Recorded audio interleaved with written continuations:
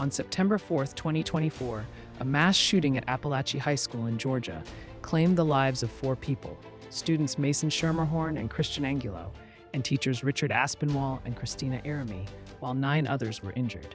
The tragedy shocked the nation and devastated the Apalachee community.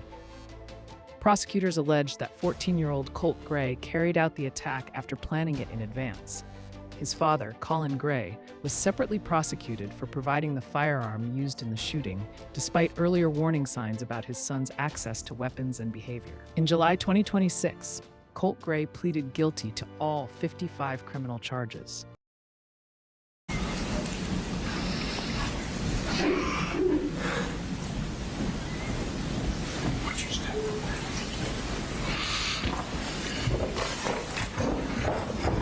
Please stand and raise your right hand. You solemnly swear or affirm the testimony about to give today will be the truth, the whole truth, and nothing but the truth? I do. Please lower your hand, be seated, and introduce yourself to the court. Hi, my name is Candace Brose, and I currently serve as the State DFACS Director and the Commissioner of the Georgia Department of Human Services. Now, Commissioner Brose, how have you gotten involved with this case with Colt Gray? I became involved with this case when he was placed briefly into foster care. And do you remember approximately what time range that was? He was placed into foster care on October 6, 2025. And as a director of DFACS, is it normally within your purview to deal directly with the children in care? No, I took this particular case for various reasons, but mostly due to the legal complexity of the matter, a companion case that we had, and conflicts at the local offices and state office. Did he also have any siblings in foster care? He does. And how many does he have? He has 2. Are they a brother and sister? They are. Okay. Are they still in foster care? They are. So would it be fair to say there is a pending foster case with the Gray family? Yes. Okay. Does that, the dependency case, does that cover both Marcy Gray and Colt Gray? It does. Okay. And what were the basic allegations that brought Colt to your attention? Colt was placed into emergency custody by a juvenile court judge in Barrow, and the concern was that his mother was violating a court order with ongoing contact by making decisions for him while in juvenile detention. And the child who is in the custody of DJJ, what's the complexity with regard to who the actual legal custodian is? So for that particular case, technically, my understanding was that custody was removed from the Barrow County Sheriff, but he had been detained in a juvenile detention facility, although his parents still retained their rights. So that was a big legal complexity that we had to navigate. And at that time, why was the father not able to maintain custodianship? Another court order that he could have no contact. Okay. And was he also incarcerated? Yes. Okay. And at the time Colt came into care on October 6th, was his mother incarcerated? I don't believe so. Okay.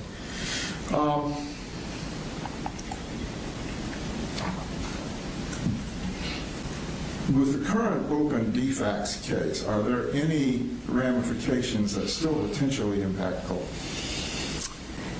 Yes, there are many. Okay.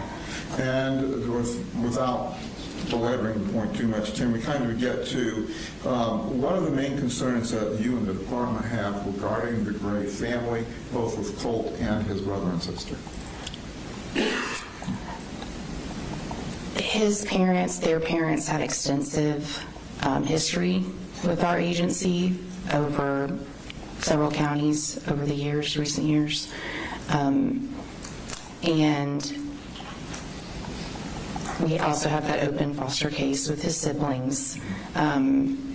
Over the years, we've had difficulty getting compliance from the parents, but primarily from their mother, and that is a big issue right now in the foster care case.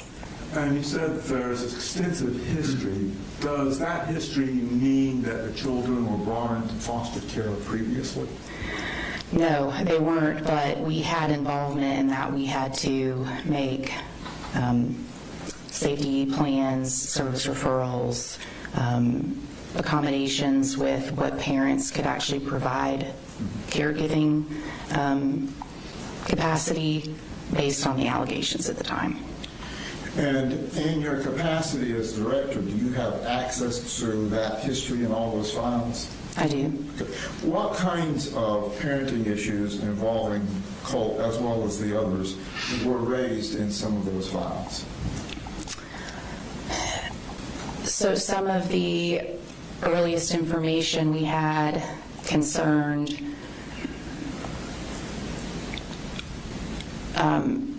truancy, physical abuse, substance abuse, domestic violence, verbal abuse,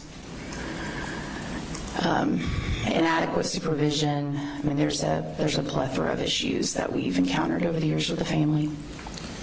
And in your review of the cases, were there any indications that any of the children needed, like psychological counseling, therapeutic support? Yes. Are you able to describe any of that, especially with regard to Colt? Yes. It'll give me just a second. I'm pausing in part just to make sure there's certain things that I keep confidential but properly describe it. There were concerns involving Colt's behavior at school, and there were, not too long after that, there were concerns raised about physical abuse by specifically their mother, involving Colt specifically. And that was an investigation that we formally opened, that across a few months we talked to various people, family members, the children, and we made a safety plan with some referrals for services for like therapy, if I recall correctly. And to the best of my recollection, the family did not follow up with those. So what we had done in that particular case is, once we did our investigation, we closed it, but we had those referrals made out to designated service providers, and what we expected is that with non-compliance, we would hear back. That did not end up being the case, although we still would have we'd have additional reports not long after that. Mm-hmm. The parents were married, right? Yes. Okay. Did any of those investigations end up with an agreement that Colin was going to take custody of the children? Yes. We had a case that went from a formal investigation to what I believe is a family preservation case, but essentially the way that it worked is we looked into allegations of domestic violence, substance abuse issues, that the children had been locked out of the home, physical abuse targeted at Colt, some verbal abuse, and that case ran from November of 2022 to, I believe, the end of October 2023. And at the end of that case is where, because of several failed drug screens by the mother, and essentially corroboration to an extent by collateral sources that the children were facing abuse, but Colt in particular, that's when we went ahead and placed the children with the father. Since he retained his legal rights, we try to avoid foster care if we can, if we don't have identified issues with a parent that is able to take care of them, which is what our assessment was. As a frame of reference, can you outline for the court how a general investigation of that nature would take place? How it would go from an investigation to family preservation to a custody agreement? Generally, what happens with any defects case is that we're going to get a report that alleges child abuse or neglect. It'll be specific types that that serves as the basis of what we investigate.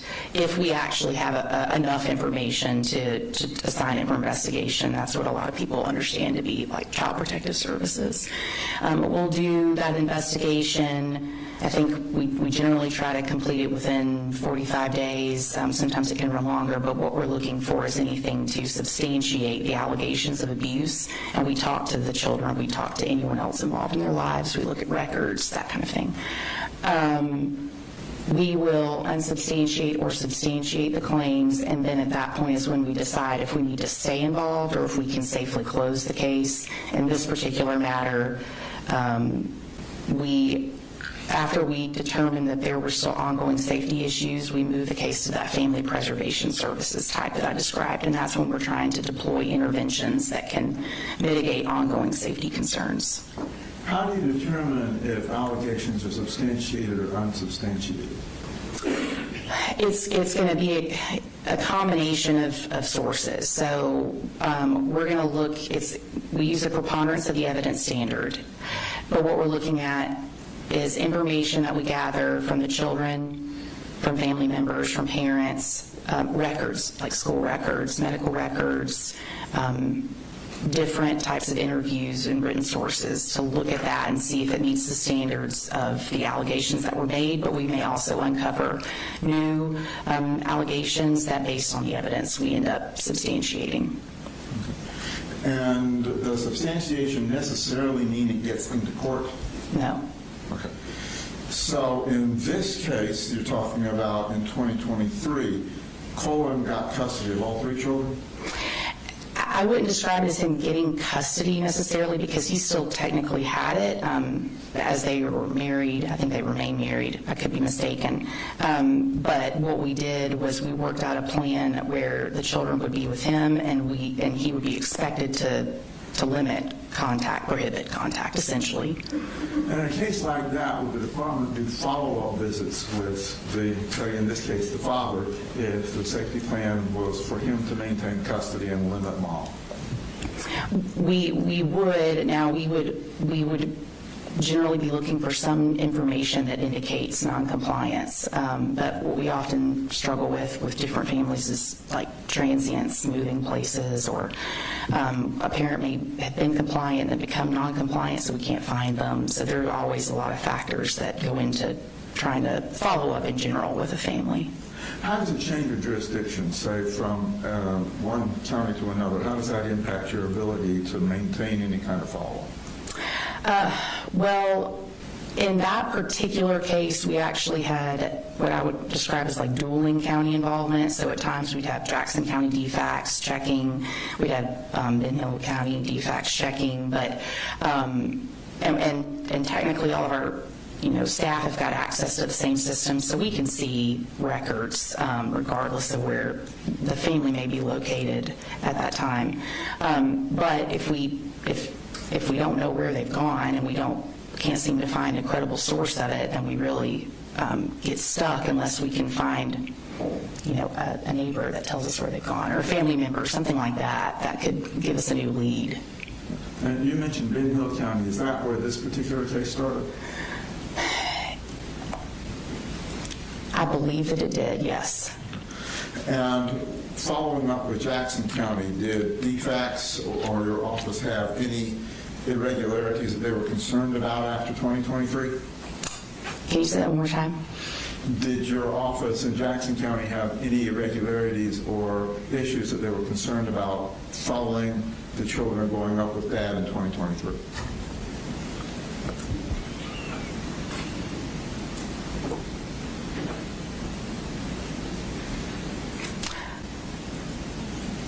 I can't readily recall anything. I think that because we had done pretty extensive work with the family, and we have this understanding that their father would continue to be making caregiving decisions, that's when we felt like it was safe to close the case. We hadn't gotten any reports. I don't believe we'd gotten another report for the lifetime of that case, in fact, and that ran from, again, November 2022 to, I think, when we closed it technically on Halloween 2023.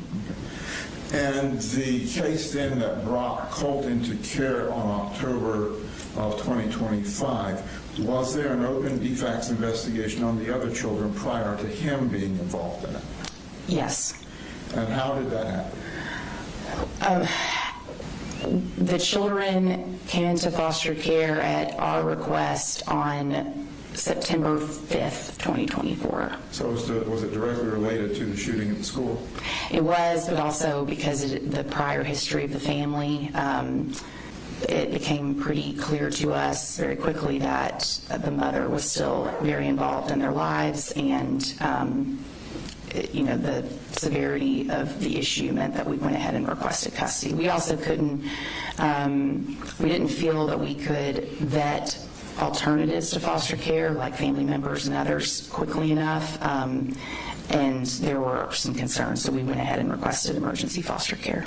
And that was a month before you brought Colt in? No, so his siblings entered foster care September 5th, 2024, and then Colt was placed in foster care October 6th, 2025. Okay, so that was over a year. Yes. Okay. And in that intervening year, did your department have investigations ongoing that raised concerns to you regarding both those children and Colt? Yes. And what kind of concerns were those? There were various concerns. There were concerns about inadequate supervision, inadequate food, shelter, medical care for all of the children, educational neglect, ongoing substance abuse, in particular by their mother, threats that she made against Colt in particular. I mean, there was a significant amount of concern that we had to look into. And at that time that you brought the other children into care, was the department aware that Colt was in DJJ custody? Yes. Okay. Was the department aware that Colt and his mom were having regular communications during that time? Yes, we were. How were you made aware of that?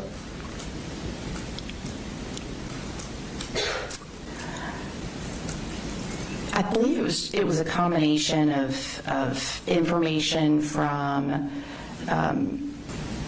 perhaps Colt's counsel or a guardian, perhaps it was actually a guardian ad litem, that had been getting reports of his mother's contact with him in the facility and concerns about the content of some of their calls in particular. I don't know that I've adequately answered your question, but I remember that being a huge issue going into his removal into foster care. And did the department have a position on whether or not contact should be maintained between mom and Colt? Our position, at minimum, was that she was expected to comply with a court order, and I believe the court had issued a no-contact order between her and Colt in early July 2025, maybe end of June, somewhere around that time. There were concerns then about the calls that were being made, the content.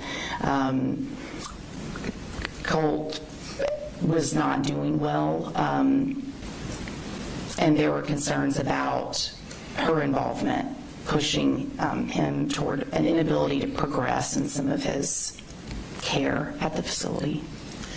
And when you became his temporary custodians, did the department get access to information from DJJ on his medical and mental health issues? Yes, we did. What kinds of mental health challenges did they communicate to you that he was having? The records were pretty extensive that they provided to me to review. So what I could see was that from essentially intake when he arrived for detention,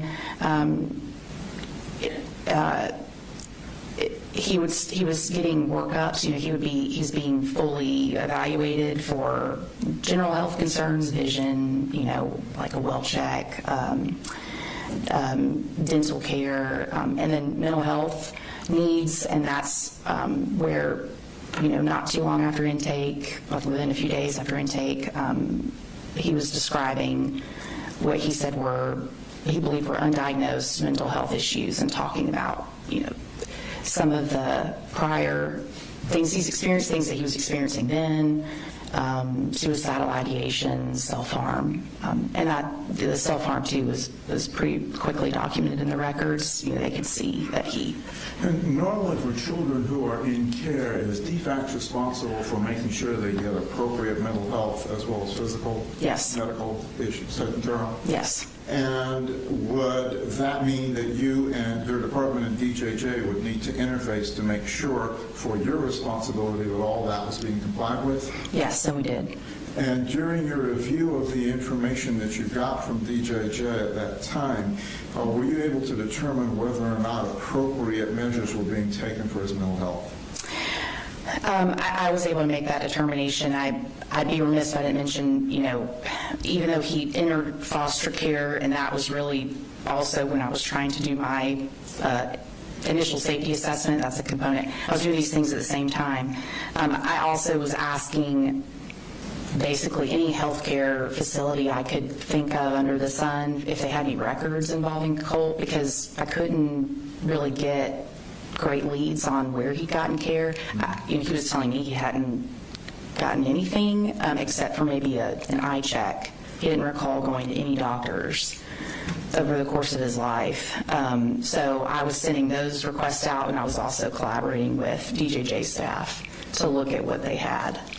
And did you find anything that suggested that he had appropriate private medical care prior to coming into DJJ? No. I was really surprised by the complete absence of care, because you don't see that. I mean, even with some families that struggle, you'll still see that maybe they've been to the pediatrician, prior years, but I wasn't really getting any luck there. And during this time that he was in your care, what kind of other investigations were done by the department to determine what the family life and family structure was like? So I needed to talk to several family members, so I did. I talked to his grandmother, I talked to paternal aunts, I talked to a maternal aunt, I talked to the clinical team at the facility, the educational team, administrative staff. I reviewed all those records, and I was trying to discern, I was trying to discern, essentially whether he was safe there and was getting adequate care. And so I was looking at, what they had in their records at that time for diagnoses, treatment, any behavioral incidents, all of that stuff together. Now, when you're assessing a case for safety, particularly with regard to medical, does the department take into consideration things like failure to provide treatment, failure to provide medical or counseling services if the child looks like they need it, failure to do dental and eye exams? Do they take that into account when they're determining what is neglect and abuse? Yes. So those are, we have various categories of child maltreatment, and generally they're going to fall into, abuse, neglect, or other. And so what I was looking at is all of that information together and trying to separate them out into whether I had enough, I'd met with the evidence, the preponderance of the evidence standard for those different categories. And I ultimately did end up making several substantiations on both parents involving Colt. And what, if you can, what were the categories of those substantiations? So for for his father, and again, this was focused on Colt in my case, for his father, I believe there were 11 categories that I recently substantiated for child abuse and neglect. And I'm going to make sure I get all this. So inadequate supervision, inadequate food, shelter, medical care, educational neglect, domestic violence,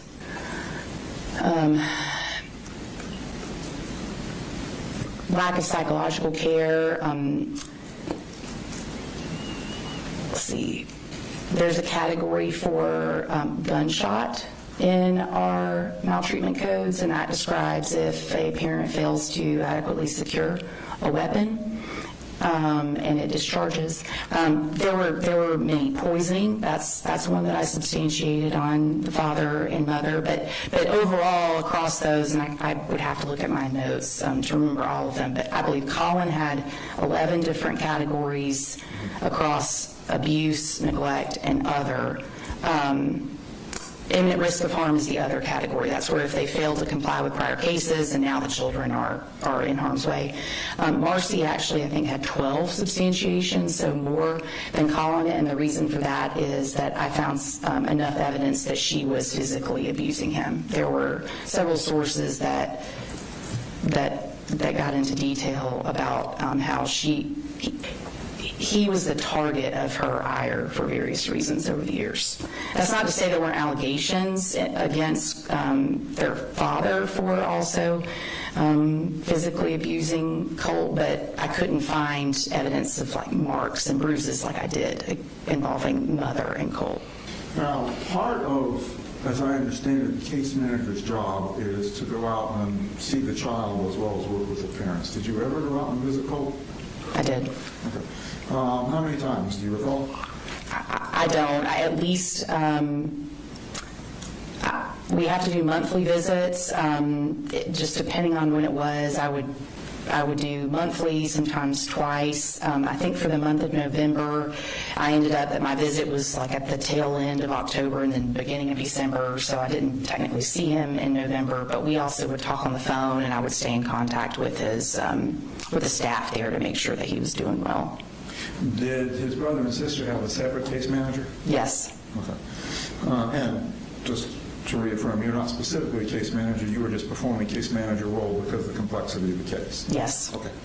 And during your visits and conversations with Colt, did you ever get a handle on, from him and or from DJJ, what they were doing to address his mental health needs? I did. They would describe in the records, I can look at how his evaluations and diagnoses changed over time along with the medication. I could see where symptoms would wax and wane. I heard from Colt, too, about what he was experiencing. So I would ask him, generally, do you feel safe here? Is there anything you want to tell me? And let it be sort of led by him. Some concerns that I heard were that he was having a hard time sleeping. There were several self-harm incidents. They would adjust his medication. But for the best I can tell from the records, I think that he arrived in September of 2024 and for several months didn't have medication. They were still doing a lot of evaluation, but he was describing what he was experiencing and seeing or hearing, anxiety. At times he would say mania or psychosis, and they would adjust accordingly. And did the records reflect any improvement in his behaviors while he was being treated? Yes. Okay. Did you have an occasion to talk to the personnel at the YDCs? I did. And did they also reflect that he had improved while he was on medication? They did. And one of my earliest notes, I think this was in fact my first visit to see him think it was October 8th of 2025. The staff said that, so I had my meeting with him, I then met for some time with staff, and my takeaway, which I have in my notes, is that they believed that the no contact order that had been effectuated against his mother in July, I believe, of that year, combined with the start of medication, those two things together had changed him into essentially a different child. He was sleeping better. He was eating. I believe it was that time that he went from losing a lot of weight because he thought he was being poisoned to starting to eat more, and they felt like no contact and medication is what the difference maker was. They believed that his mother was fueling this like ongoing obsession with school shooters, and that then seemed to change direction for him. He started participating more in a lot of other positive improvements. Now, Colt during this time was 14 and 15 years old, right? Yes. I mean, with your experience with DFACS, is that a critical time for children in their development? I'm not an expert in that area. Primarily, I'm an administrator of the agency, but I have been in charge of DFACS now for 5 years, and that, especially for younger boys, is a really important time in their lives. We are concerned about more and more reports and investigations where teenage kids are exposed to awful things online. Now, when you had your meetings with Colt, did he talk to you about wanting to have contact with his mother? Yes. What was his position on that? He misses her, and he still misses her. Is it the department's position that it's in his best interest to maintain the suspended contact? I don't think that it's in his best interest for her to have contact, but I can tell that he desperately misses his mother. Okay. During this time also that he was in your care, were steps taken by the department to initiate any kind of psychological evaluations for him? Typically, we'll try to coordinate at the start of foster care that the child receive a trauma assessment, which they get through Medicaid. All children in foster care are on Medicaid. And a CCFA, which I think is like a comprehensive child and family assessment. I was not able to do those for a couple main reasons. He had gotten an extensive workup to evaluate trauma, is the response I got back from his clinical team. They didn't really want to have off-site contracted providers coming in-house to do that work. I wanted to respect the process. I didn't have a case to compare it to either, so, I wanted to just do my best with what we could. And so you weren't able to get any independent evaluations? No, but based on what I had heard from family members and others, there were some things I would have wanted to get checked. He had some very early school records that indicated it was either a 504 or an IEP with some concerning behaviors, and I wondered if he needed to be evaluated for autism spectrum disorder and some other things. Did you, in your investigation, come across information that indicated that prior to the shooting, Colt had tried to get help from his family?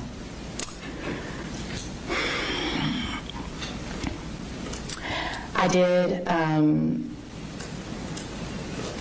His mother had been giving him Zoloft. So, when I talked to family members and him and even his siblings, something that seemed pretty consistent, that there was knowledge about how much difficulty he was experiencing. The inconsistencies were more about who knew what, when, and that's what the status was leading up to September 4th. And though he was not brought in before the shooting, had those concerns been raised to you after Colin and the family moved up to Jackson? Would the department have initiated a new investigation? Say that one more time. So he was not brought into care until after the shooting. Had those concerns about his call wanting to get some help and the inconsistencies as to who knew what when, would that have been enough to raise concern to the department to begin an investigation in Jackson County? I believe it would have been. And when, while he was at the YDC, were you familiar with what his diagnosis was? Yes.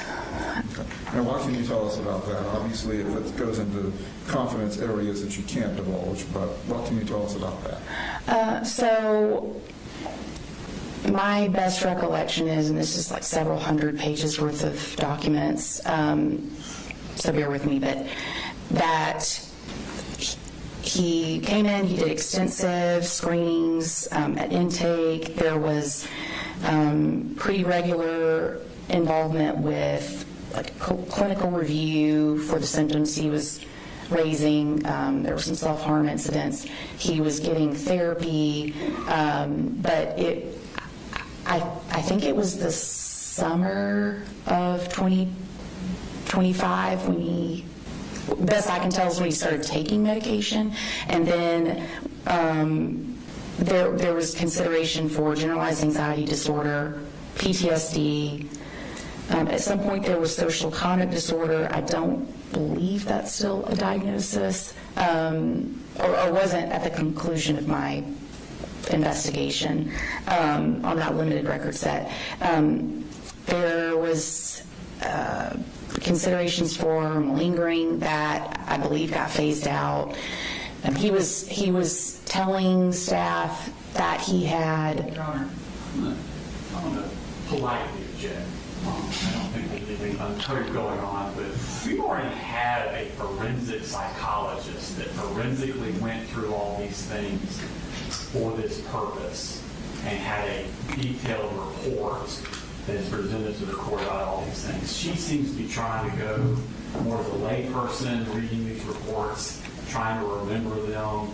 I believe it could be confusing in that this has already been presented in a more forensic, professional way, not taken back from her, but like she's trying to remember what she read, whereas the other witness was better. But I think because it's the same thing, it's just confusing.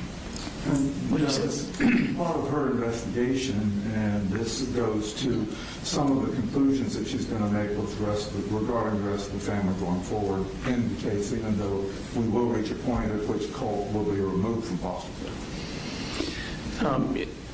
So obviously the doctor that testified earlier had the background. He was admitted as an expert to go into those things. I recall his testimony and have extensive notes from it. I'm going to allow her some leeway to testify, but I realize she is just recounting what she's read in reports and that she's not a mental health expert. Thank you, Judge. Okay. So, again, you can go ahead and complete your understanding of what his diagnosis was relative to your investigation. It changed over the course of their evaluations. So, he had reported some family history too of diagnoses like bipolar disorder and schizophrenia, and so there's some notes about that throughout. Mm-hmm. What happened with Colt's position as foster child? Well, he was in RYDC. What happened after that? He was essentially in the dependency case in juvenile court. The parties worked out a compromise, if you will, where instead of his either parent being involved in his day-to-day decision-making, that we believed that his grandmother, his maternal grandmother, could do that in lieu of foster care. Okay. So was she given some kind of custody through the foster care? The judge permitted her to effectuate a legal document. I can't recall if it's like power of attorney or guardianship, but something akin to that with the mother. So at some point then, his case was closed with defects. Is that right? His foster care case was closed. The investigative part, looking into the allegations of abuse and neglect, has continued. It's still technically open. Since that's still technically open, does the department have a direction that they're going with that? Now that I have made substantiations against his parents, my plan is then to just formally work through the administrative process of closing out the case. If there were new reports that we got, then that could extend it. That's not uncommon either, but that's the status right now. So then, at that point, then officially, DFAC's connection with Colt will be ended once you close that portion of the case? Yes. Okay. As you reach your conclusion, would it be the department's position that it's in Colt's best interest to remain not having much contact with his family until his legal position is resolved?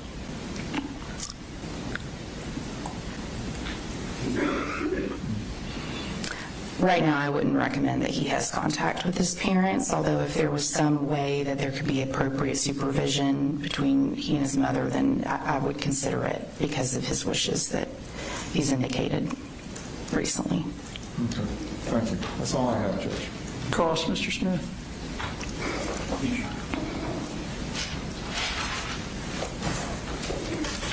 Hey, Mr. President. I'm Brad Smith of the District Attorney's Office.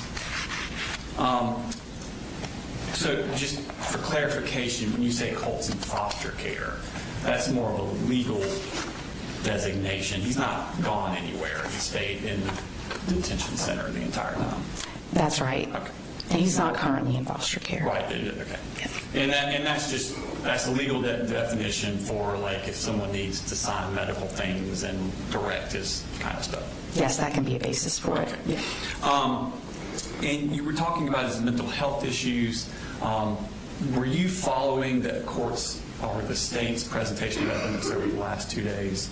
Yes. Okay. So you're aware that all of the mental health experts that he dealt with at the facility had found that he was malingering and not truthful about his symptoms? An earlier clinician did. My understanding was that at some point malingering fell off as a diagnosis. I don't know what the current status is. Right. So the first, I think it was Dr. Dupree, his first psychiatrist. They did testing and found out, and she suspected that he was malingering. They actually did tests on him that confirmed he was malingering. He was turned over to Dr. Ackerman, which is a psychologist. He followed him, and all this time he's not being medicated for anything. And he found where he was malingering, and then he then said, we're going to take away the malingering because he's not saying he has psychotic symptoms at this point. And then he was turned over to another psychiatrist, Dr. Freeman, I believe. Judge, is there a question here that seems like Mr. Smith is on to the moment? Correct? Or do you not remember? I don't know that I completely agree with that. Admitting, though, that I'm not a clinician. So, no, I mean, I did see that at some point there was a malingering suspicion. I think it was a diagnosis code in some of the earlier records, but then that it was removed. Dr. Ackerman removed it. That's right, and in some of my interactions with Dr. Ackerman and Dr. Freeman, they indicated that would happen, that they were trying to either rule it in or rule it out, and they thought it might, in fact, be ruled out. But I was that's a limited set of time that I was involved. But the only time that it was in the records that it was ruled out was Dr. Ackerman. And then later on, Dr. Freeman found instances of him malingering to her. Or him? Yeah. Excuse me. I don't know what was beyond that data set or record set. After that he was interviewed by his psychologist, Dr. Richards, Okay. and given tests when was malingering then too. I haven't been in, I don't know what's in any of those reports. So we've had 2 other doctors saying he was malingering after that Dr. Ackerman took off the malingering diagnosis. I believe you. I don't know. I wasn't involved in that process. Well, you told the judge that the malingering had been taken off, and I just want to point out that that's not correct. I understand. I'm sorry. My time was limited to a specific data set, and I just recall that being something that fell off as a diagnosis. Okay, so let's go back to Defect's first involvement with the case. That was started in August of 2021. That was I believe the first report that we received on the family. And that was on Colt had researched how to kill your dad on the school computer. Yes, And he would have been in 6th grade at the time. I believe so. So the first report had nothing to do with Marcy or Colin doing anything to Colt. Not that I recall offhand. And then the next report was in February 1st of 2022, so a few months later, and that report was that Colt was not enrolled in school.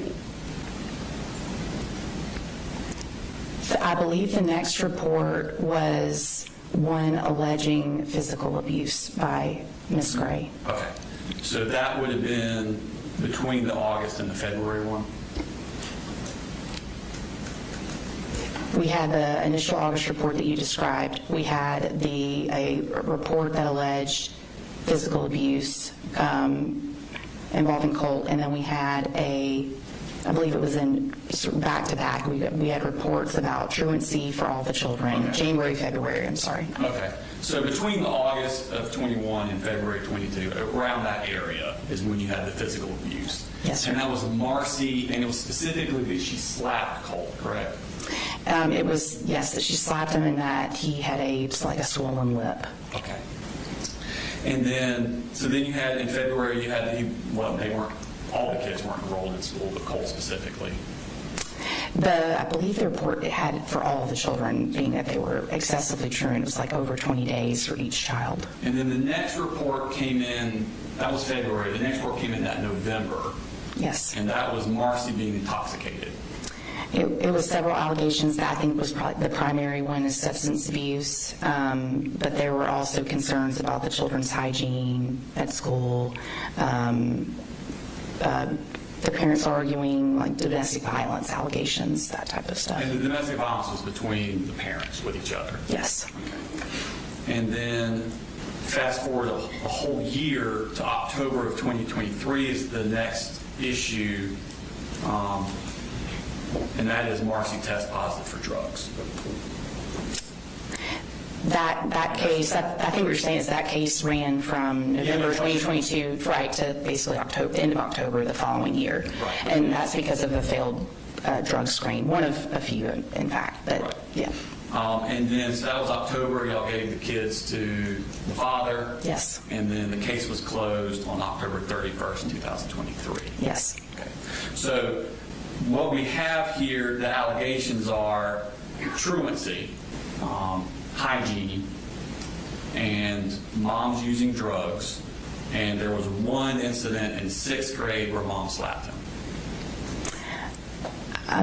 There was, for the case that involved the allegations of physical abuse involving mom and Colt, it was more than one occasion of the allegations of hitting, but that was a very short case compared to the November 2022 to October 2023. And that was back when he was in 6th grade. I believe so, yes. So in 2021 was allegation of mom physical abuse with him. Yes. But all you have substantiated is a slapping with the lip.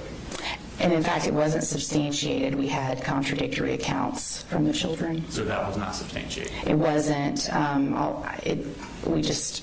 The children had different versions. Okay. Now, you said you testified on direct that new things categories have been recently substantiated. What do you mean by recently substantiated? So a defects investigation per policy, I think, is supposed to be completed within 45 days. It can run longer. It just depends on the case. Often, if you have history with a family, then you're not often, you have to look at all of that. And then if the current issue that you're investigating has multiple allegations, it can run longer. And in fact, mine did. So my substantiations were across multiple categories. And then I issued official notice, I think it was last Wednesday. Last Wednesday. Yes, sir. And when did you agree when was it agreed that you would be a witness in this case with Colt?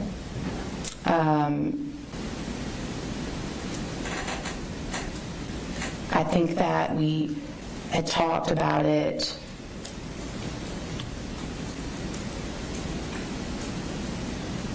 leading up to the start of this. I mean, I kind of expected a subpoena, so I've been preparing one way or another. And I knew coming that I could be called, but he asked if I would be here. Okay. So what I'm asking is, what came first? You knowing you were going to testify, or you substantiating these new claims? Oh, I substantiated first. I didn't. Last Wednesday? Yes. Okay. And you said there were several sources for these new claims. What were the several sources?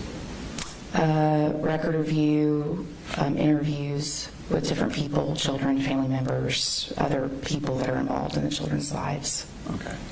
So these several sources are Colt's family members?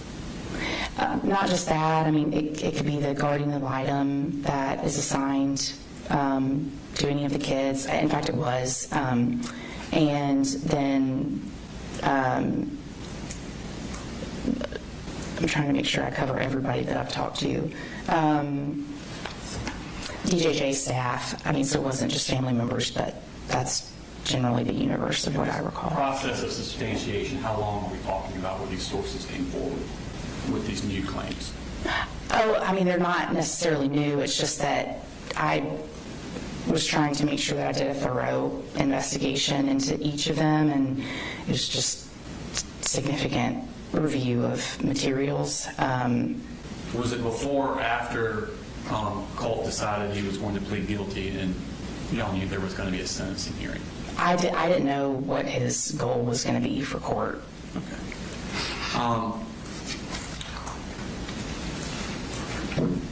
I want to ask general, broad questions about EFACS and what y'all do, and thank you for what y'all do.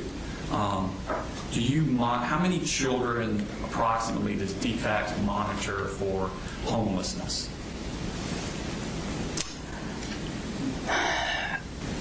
If you mean for open investigations that we have for homelessness, Monitoring the children. Oh, I don't know what you mean by monitor. I mean, we probably get several hundred thousand, maybe a couple thousand. That's almost pure speculation on my part right now about reports that have that allegation is one or many. But generally, we're not going to be investigating homelessness. We try to differentiate between like a poverty issue versus, actual abuse or neglect. What about malnourishment? I don't know the number offhand, but I mean, if it's also sort of a sliding scale to try to determine if it rises to the level of abuse or if it's neglect, abuse, or poverty.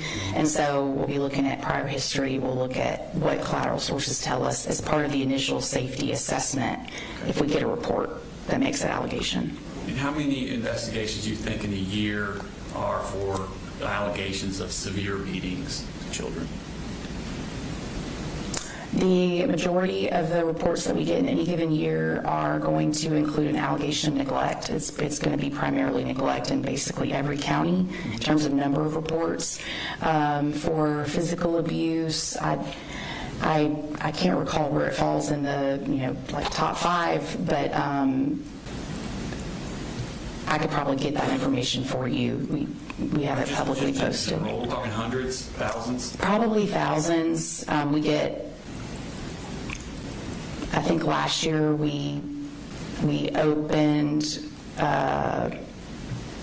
several thousand cases in general. I mean, so they would fall within those. Same general idea about how many do y'all get referrals for children that had intentionally broken bones by their caregivers?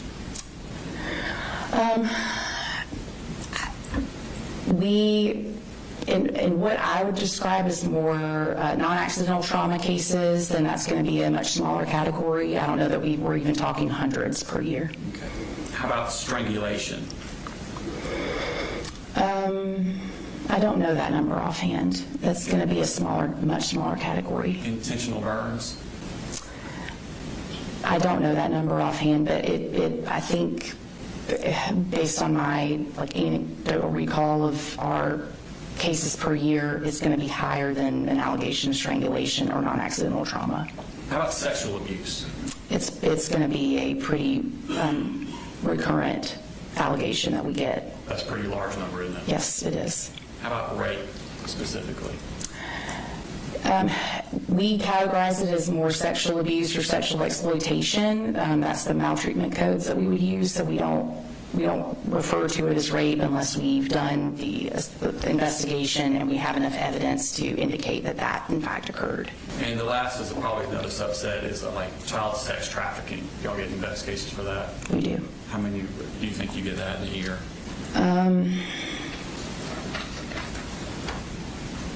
Several hundred, maybe we're looking at 1,000 to 2,000.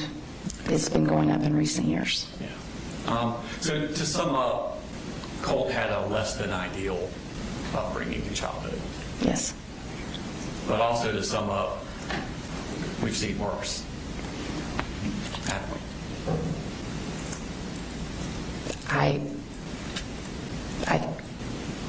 I think that's fair, but child abuse or maltreatment in general is something we just want to try to avoid or work with the children to address the trauma. I agree. Thank you. Let me redirect.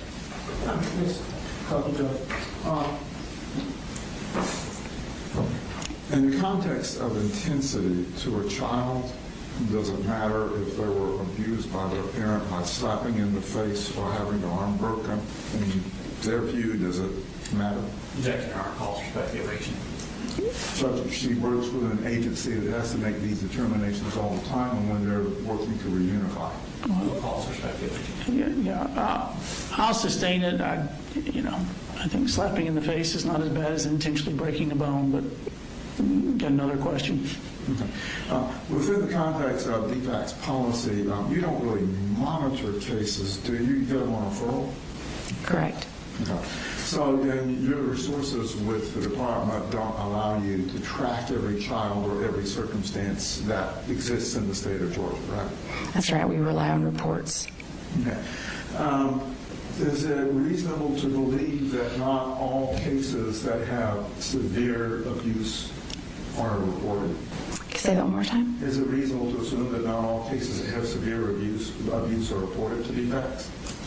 Yes, it's reasonable. We often will find out later. And when you get a referral and a report, do you have a legal obligation to follow through and make sure, whatever the intensity of the allegation, that the case is investigated? Yes, and we have extensive policies that help guide case managers on what they should do based on the maltreatment codes alleged. And is there a policy on how you handle families who have recurring referrals to DFACs? There are several policies that apply, yes. So if a family has more referrals than, say, the standard, which may be one time over spanking a child, but several things, and it may not be severe each one, how do your policies interpret the way you approach that fact? We review all of the records that we have, including just reports, including if we did an investigation, what that is, all the different case types that we would have worked. And then we review them together to determine if there's like chronicity, if the severity of the claims, all of those. So it can be very discretionary, but that's why we have DFAC's policy that helps guide case managers. And would recurring referrals raise more red flags than a single referral? Yes. Thank you. That's all, Judge.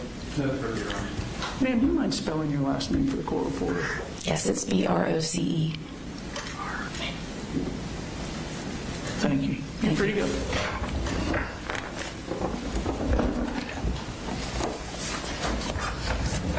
Mr. Allen? Judge, I have